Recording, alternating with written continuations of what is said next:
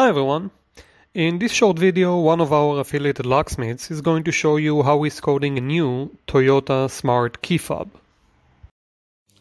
This is how it's actually done on site in case you lost all your keys or just want to have a spare set. This is a necessary procedure that requires a special machine for all key fobs and transponder keys. Before we start, we would really appreciate if you can like this video, and of course if you need any help you can contact us 24/7 and we will connect you with a locksmith near you. Good morning everybody. We're working on a 2015 Toyota Highlander. We are adding a key to the customer.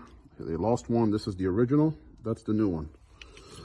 So we're going to use our machine here. We'll turn on the hazard lights for programming purposes.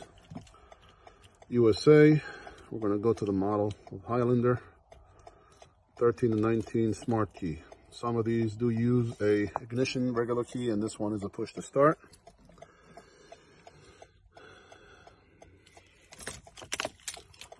We're going to do keyless system, add a smart key. So we're going to keep the new one out of the vehicle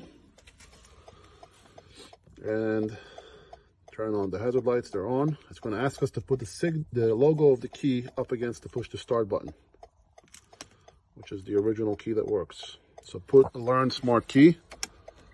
The car makes a beep. Now it's going to ask us to put the new key to be learned. There we go. It's registering. That double beep means that the car accepted the program, the key. And that was it. We're going to test the buttons. They lock, unlock the car. We're good. Job is complete. That's how you add a key to your 2015 Toyota Highlander. Have a great rest of the day. That's it.